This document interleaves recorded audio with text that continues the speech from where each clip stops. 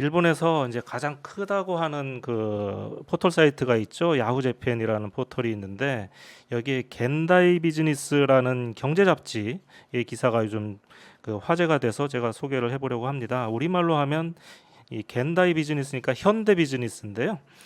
예. 이 잡지도 혐한 기사가 굉장히 많이 실리는 네, 그런 네, 매체입니다. 그런데 네, 웬일인지 이번에는 좀 제정신을 탑재한 그런 기사가 실렸습니다. 기사 네. 제목이 한국이 일본을 앞서 나간다. 이것이 아베노믹스 시대 최대의 사건입니다. 예, 글을 쓴 사람은요, 노구치 유키오라고 하는 히토스바시 대학 명예 교수이고요. 연세가 80이 넘은 이제 음, 노 경제학자입니다. 도쿄대학 공학부를 졸업했다고 이렇게 나와 있는데 교수님이 떠올랐습니다. 그렇죠. 예. 그 제 선배네요. 교수님은 같은 대학 이제 공학부를 졸업했는데 이분은 경제학자가 되고 교수님은 정치학자가 네, 되신 네. 거죠. 아시는 분인가요, 혹시? 아, 이름은 그 많이 아, 봤는데요. 직접 그래요? 그 아는 사람 아니죠. 예. 네, 그래도 이 뉴스에 많이 나오는 그런 네, 이제 대단히 유명한 경제학자이신 것 같은데요.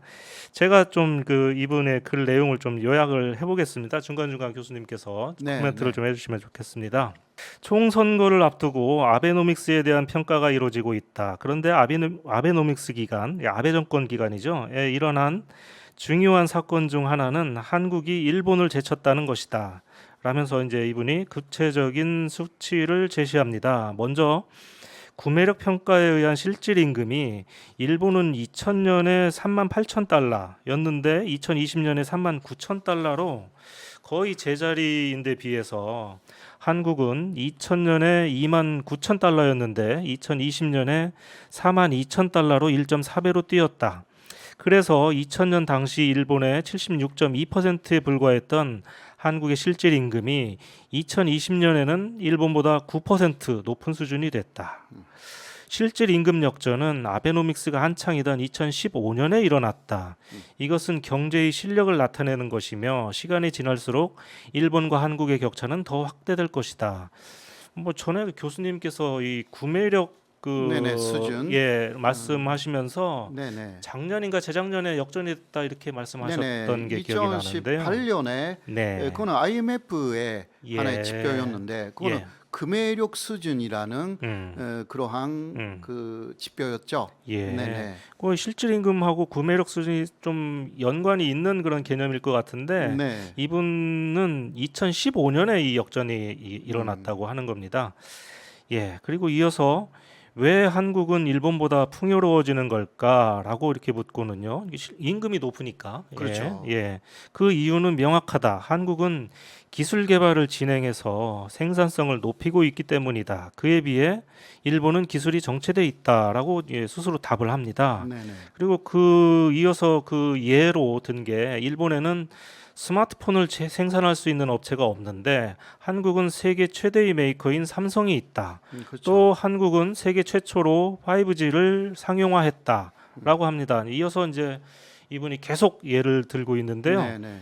뭐 하나하나 이제 보면 세계 경쟁력 연감에서 2017년 한국은 27위였는데 2021년 23위로 올라갔다고 합니다. 음, 근데 일본은 25위에서 31위가 돼서 두 나라가 역전이 됐고요. 디지털 기술에서는 한국이 8위, 그리고 일본은 27위, 한참 뒤져 있죠. 그렇죠. 전자정부 순위에서는 일본이 2020년에 14위였는데 한국은 세계 2위라고 합니다. 네네. 사실 그렇죠. 근데 1위가요. 예, 룩셈부르크인가? 아주 조그만 예, 나라예요. 그렇죠. 그런 것으로 생각하면 음, 한국은 사실상 세계 1위라고 할 수가 있거든요. 예. 일본에 이 고치현이라는 데가 있지 않습니까? 네, 네, 네. 그 일본에 네 개 이제 큰 섬이 있는데 그 중에 가장 작은 그렇죠. 그 시코쿠에 고치가 네. 있는데 여기를 제가 이 견학을 간 적이 아하, 있습니다. 예. 그래서 이제 그 안내자를 따라서 고치시에 있는 고치현청을 네, 네. 이제 방문해서 좀 돌아다녀 봤는데 그 안에 이제 다 소개를 하면서 이분이 가장 마지막에 데려간 곳이 이제 고치현청의 회의실이었어요. 아하. 아주 큰 이제 넓은 회의실이었는데 거기에 이 화상 이게 모니터 대형 모니터가 이제 몇 개가 있었거든요. 그래서 제가 그게 뭐냐라고 이제 물어봤더니 이분 하시는 말씀이 도쿄의 고치현에 이제 현장 사무소가 있는데 출장 사무소가 아하. 있는데 거기랑 이 화상으로 이렇게 네. 회의를 할 수 있는 그런 시스템이라는 거예요. 네네. 그래서 제가 이렇게 자랑을 하는데 제가 뭐라고 한마디 해줘야 될 것 같아서 자꾸 일본 말로 제가 아는 게 스고이밖에 없으니까 예 스고이 데스네 막 이렇게 계속 이렇게 몇 번을 얘기를 했는데 예 물론 그러니까 이제 이분이 기분이 좋아하더라고요. 근데 이제 이분이 나오면서 이제 하는 말이 사실은 자기가 한 2년 전인가 한국에 전라남도 도청을 아하. 견학을 갔는데 사실은 이 시스템이 거기에 있었다라는 거예요. 네, 네. 아마 그렇게 해서 제가 좀 한편으로는 당황하기도 하고, 네, 한편으로는 사실 좀 거기, 뿌듯하기도 하고 예, 그랬습니다. 서울의 그 강남구청 있잖아요. 네, 거기는 일본에서 공무원들이 많이 견학하러 온다고 합니다. 예, 왜냐하면 전자정부라는 거, 예, 예, 일본에서 한국이 최고다라는 거, 그 공무원들은 일본 공무원들은 너무나 잘 알고 있는 것 같아요. 예. 네. 이게 분명히 이거 일본이 디지털화가 많이 뒤져 있는 거는 사실인 것 같아요. 예. 맞습니다. 예. 그런데 이어서요. 예, 이분이 또 일본은 노벨상 수상자가 28명인데 비해서 한국은 평화상 외에는 없다. 네. 그러나 이제 그러나가 중요하죠. 그렇죠. 노벨상은 미래가 아니고 과거의 연구개발 실적에 대해서 주는 것일 뿐이다. 그러니까 이제 앞으로는 장담할 수 없다는 그런 얘기겠죠. 그렇죠. 그러면서 이제 이를 뒷받침하는 걸로 아시아 20대 대학에 이게 이제 어딘가 이제 출처가 있긴 있는데 여기에서 이제 가져오지는 않았습니다. 아시아 20개 대학에 한국은 4개가 있는 반면에 일본은 2개밖에 없다고 합니다. 예.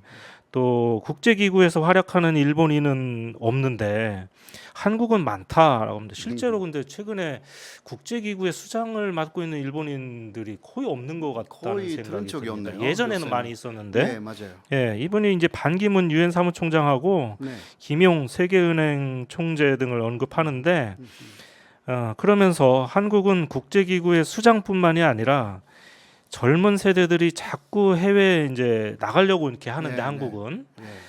일본은 오히려 내부 지향성이 강화되고 있다라고 예, 맞습니다. 합니다. 그래서 네. 밖으로 안 나가려고 한다는 거예요. 네, 네.